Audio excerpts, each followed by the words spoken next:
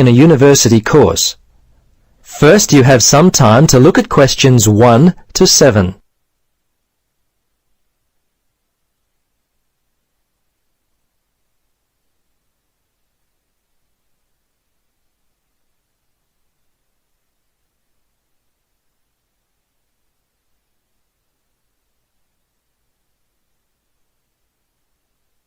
Now, listen carefully and answer questions 1 to 7. Registrar's office, this is Pam. Yes, hello. I'm calling about enrolling to study at the university. This is the right number? Yes, this is Mitchford University admissions. What would you like to know? Well, basically I need to know what I have to do to be enrolled as a student. You see, I'm currently studying education at another school. I've just finished my first year, but I'm not really enjoying it. I think I'm more interested in accounting. My dad teaches maths, so I thought it might be a good choice. Well, better than business anyway. Okay. Have you received a registration pack? No? How can I get one of those? Well, you've got to have one to register. You can enroll at the university at any time after you receive a registration pack. These are usually available from September for first-year and transferring students, and from November for returning students. On the basis of the information contained in the registration pack, you should attempt to make a firm choice about which courses to study before completing your form. I see. So I've only got a month to get my registration pack in. Can you send me one? Sure. If you are close to a high school, the registration pack and university prospectus are available from the Careers Advisor. Would that be helpful? Well, the closest school's too far away and I haven't got a car. Are there any other ways you can send it to me? Well, for prospective students who have already left school, the registration pack and prospectus are available from the university information line. But that might not be of help for you? No, not really. I'll tell you what. Why don't you give me your contact details and I'll send a pack out to you. At least that would be a start. Okay, sounds good. Right. Firstly, what's your name? Richard Dreyfus. That's Dreyfus. Your address there, Richard?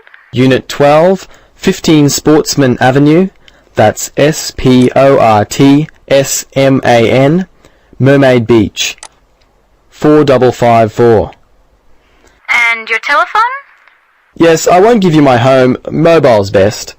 0414. Hang on a minute, I don't call myself usually. I think it's 0414 658 339. Yes, that's it. Okay, now, do you have email? Yes, I do. It's Dreyfus, my last name, at igo. That's IGO.com. All lowercase letters, of course. Before you listen to the rest of the conversation, you have some time to look at questions 8 to 10.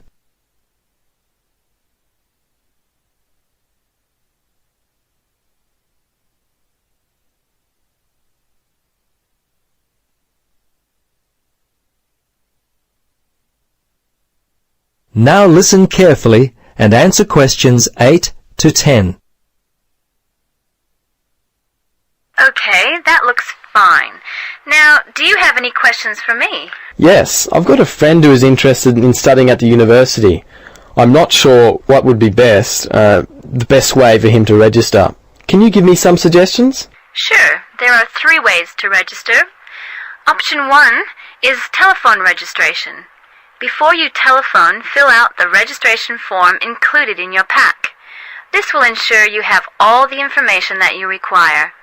The number is in your registration packet. Don't forget to hold on to a copy of your registration form for future reference. Yep, okay. Option 2 is registration by post. All you have to do there is complete the relevant sections of the registration form and post the completed form together with all documentation required in the envelope provided. All right. The third way is to simply come in. Visit the Student Information Center in the Information Services building, and your friend will receive personal assistance on how to complete his forms. Thanks very much. You've been most helpful. You're welcome. Good luck with your future studies. That is the end of part 1.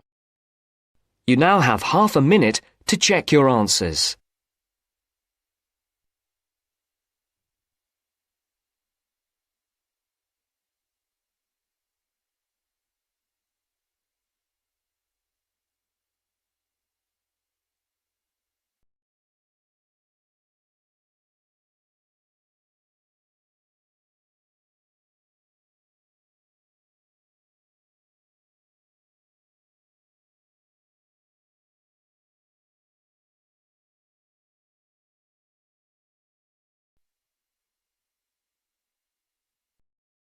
Now turns to Part 2. Part 2. You'll hear a lecturer talking to students about the ozone layer and CFCs. First, you have some time to look at questions 11 to 17.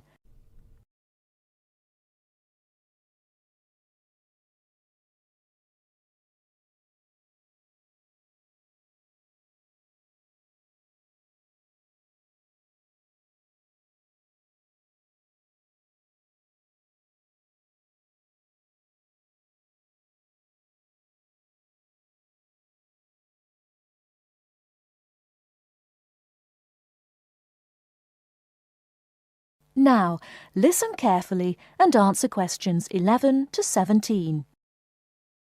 Today, it is well known that CFCs, or chlorofluorocarbons, can do immense damage to the ozone layer, which protects the Earth from harmful radiation from the sun. However, it was as recently as the mid-1970s when the connection between CFCs and ozone layer destruction was first established. The story starts back in 1957, when James Lovelock invented the electron capture detector. This is a machine that can detect very small amounts of a chemical compound in the atmosphere. Indeed, using the machine, it was Lovelock who was the first person to detect the widespread presence of CFCs in the Earth's atmosphere.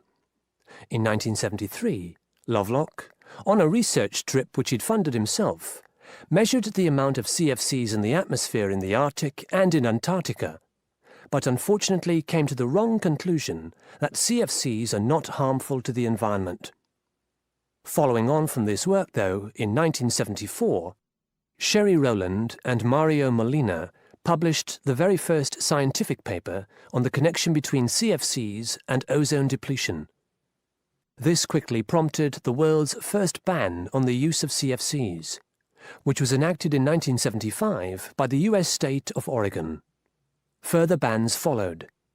In 1978, the United States and several European countries banned the use of CFCs in spray cans. CFCs were still allowed to be used, though, for refrigeration and in solvents.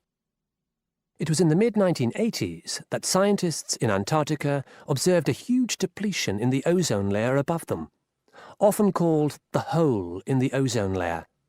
This led, in 1987, to the signing of the Montreal Protocol, which called for further reductions in the production and use of CFCs, and then, 2 years later, to a European Union agreement to ban the production of all CFCs by the end of the century. Before you hear the rest of the talk, you have some time to look at questions 18 to 20.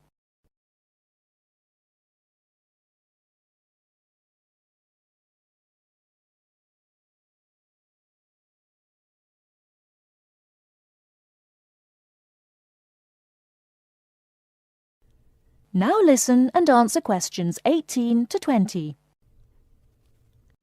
So why exactly are CFCs so harmful? One of the reasons CFCs were so popular in the production of solvents and refrigeration coolants is that they are unreactive. That is, they don't react easily or at all with other chemical compounds. It's this property, however, that also makes them dangerous. Because they are unreactive, it's very difficult for them to be broken down.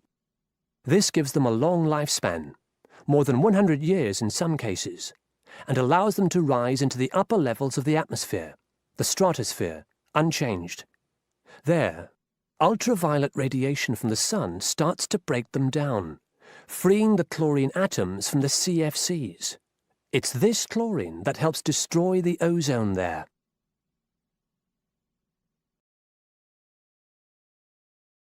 That is the end of part 2.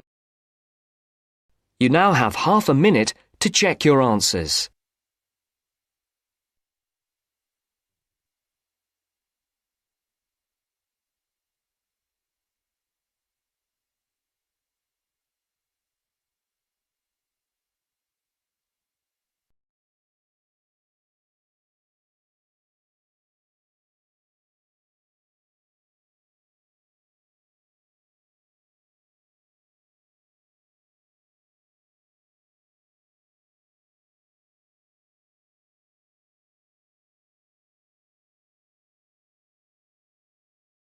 Now turns to part 3.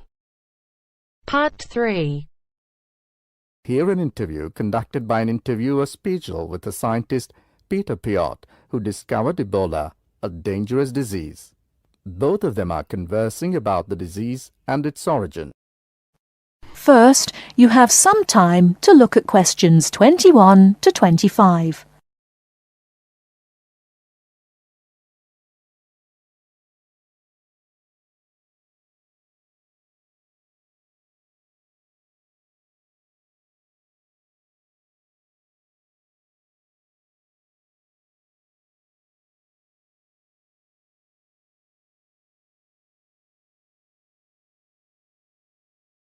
Now listen carefully and answer questions 21 to 25. Professor Piot, as a young scientist in Antwerp, you were part of the team that discovered the Ebola virus in 1976. Can you tell how did it happen? I still remember. Some day in September, a pilot from Sabina Airlines brought us a shiny blue thermos and a letter from a doctor in Kinshasa, in what was then Zara in the thermos. He wrote there was a blood sample from a Belgian nun who had recently fallen ill from a mysterious sickness in Yambuku, a remote village in the northern part of the country. He asked us to test the sample for yellow fever. These days, Ebola may only be researched in high-security laboratories. How did you protect yourself back then? We had no idea how dangerous the virus that we were dealing with was. And there were no high-security labs in Belgium back then. We just wore our white lab coats and protective gloves. When we opened the thermos, the ice inside had largely melted and one of the valves had broken. Blood and glass shards were floating in ice water. We fished the other, intact test tube out of the slop and began examining the blood for pathogens using the methods that were standard at the time. But the yellow fever virus apparently had nothing to do with the nun's illness. No, and the test for Lassa fever and typhoid fever were also negative. What then could be? Our hopes were dependent on being able to isolate the virus from the sample. To do so, we injected it into mice and other lab animals. At first, nothing happened for several days. We thought that perhaps the pathogen had been damaged from insufficient refrigeration in the thermos. But then, one animal after the next began to die. We began to realize that the sample contained something quite deadly. But you continued. Other samples from the nun who had just died arrived from Kinshasa.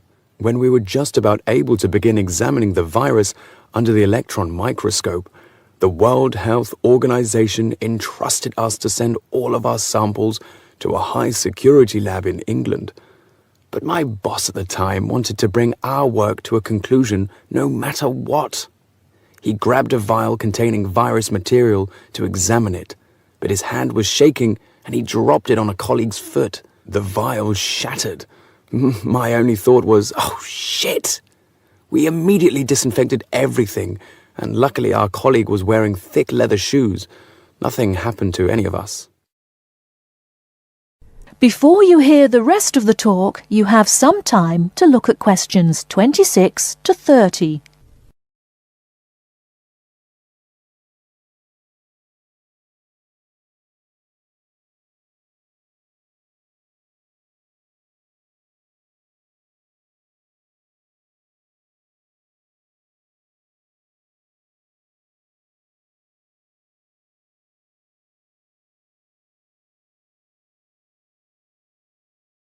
Now listen and answer questions 26 to 30.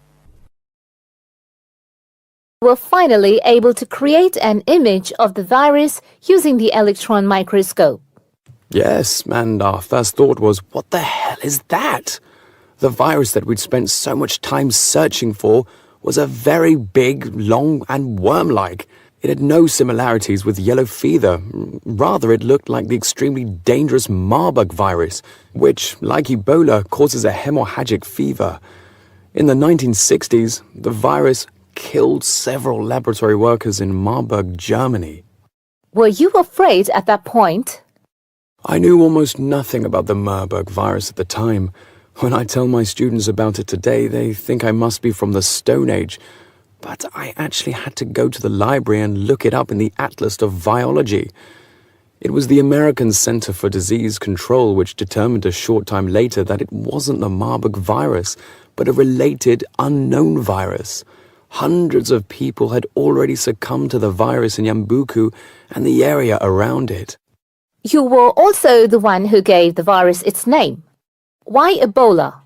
On that day, our team sat together till late into the night. We had a couple of drinks discussing the question. We definitely didn't want to name the new pathogen Yambuku virus, because that would have stigmatized the place forever. There was a map hanging on the wall, and our American team leader suggested looking at the nearest river and giving the virus its name. It was the Ebola River. So by around 3 or 4 in the morning, we had found a name.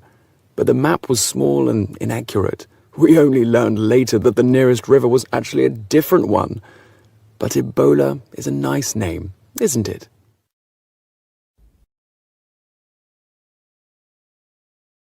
That is the end of part 3. You now have half a minute to check your answers.